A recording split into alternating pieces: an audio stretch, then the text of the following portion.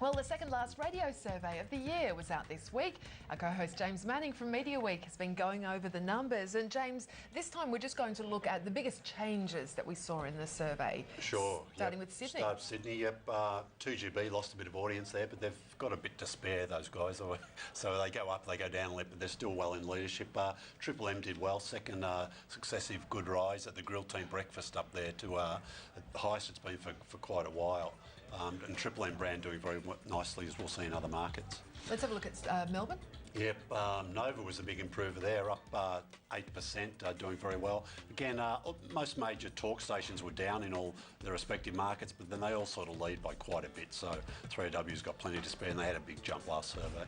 And Brisbane? Yep, Triple M, a fantastic survey for them. Again, they changed the breakfast show pretty dramatically. So, but all the 97.3 down a little bit there, but the 4 FM stations all within less than half a point of each other, so it's very, very competitive space. Very close. Okay, and looking at Adelaide now. Yes, the talk station down there again, 5AA, still got the number one breakfast show. Nova, big improver there, up 1.5, and their sort of breakfast show doing very nicely for them there too. And finally, Perth. Yes, there again, the talk station down, 6PR dropped into single digits there. Mix doing very well, and Austereo's got the top 2 FM stations in the market again.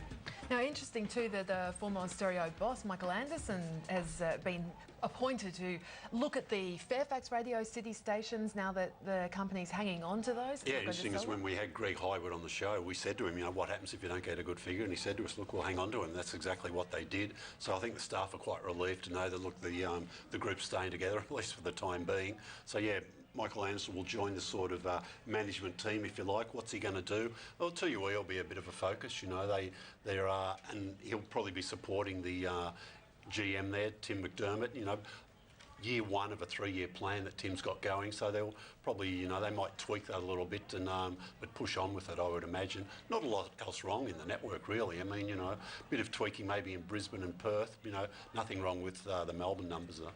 Even though it was down slightly, 3AW, yeah, they wouldn't be worried. No, nothing to worry about there for sure.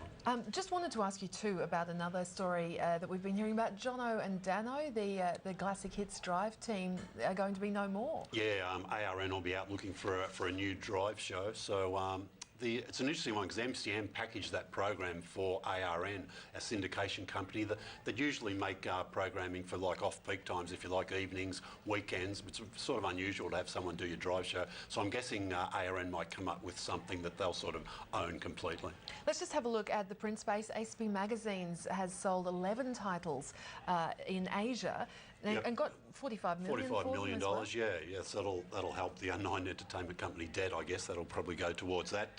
ACP's not completely out of Asia. They've still got Clio up in Thailand, and they've still got a sizable custom publishing business. I think based out of Hong Kong. They do some sort of in-flight magazines for some of the Asian airlines.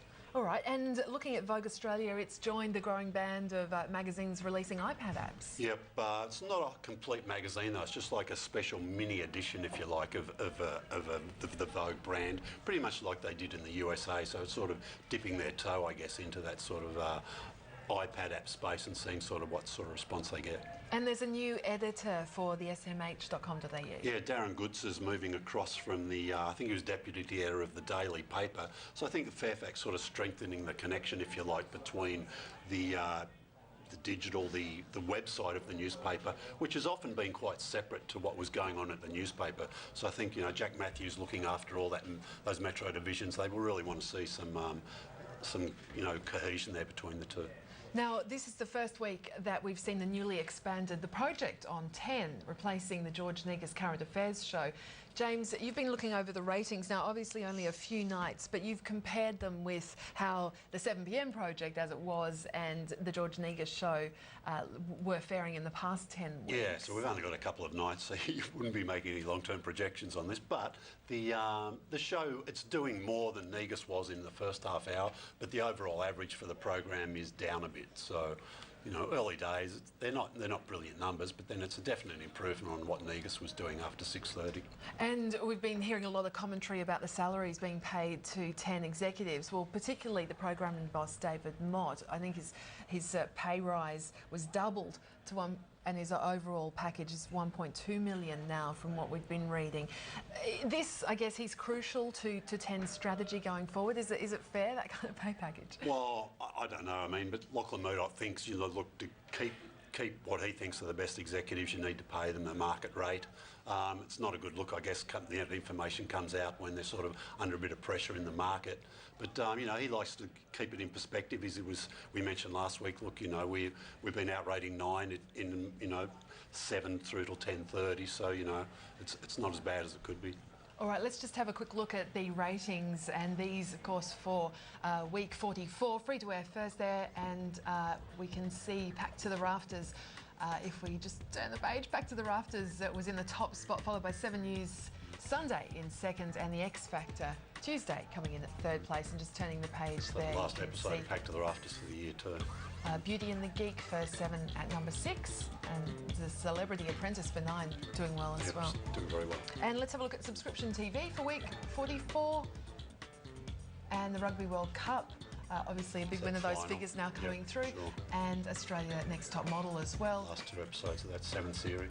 And just finally, the rest of the top 10, if we can have a look at those figures. Grand designs there for lifestyle, always very popular.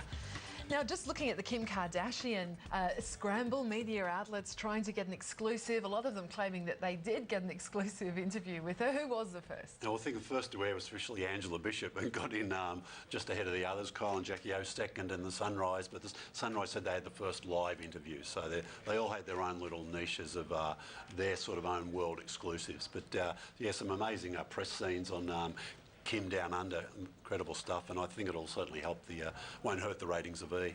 Now, just quickly, in other news, Go's got the rights to the 2011 ARIA Awards. Yep, they go into sort of a digital channel. They've been on free-to-air before, not terribly successful in terms of ratings, so we'll see how they go on a digital channel this year. And the Hall of Fame used to be a separate event that's being sort of wrapped into the general ARIA Awards this year. James, as always, thank you so much. Thanks, Brady. James Manning there from Media Week. That's all we've got time for. Thanks for your company.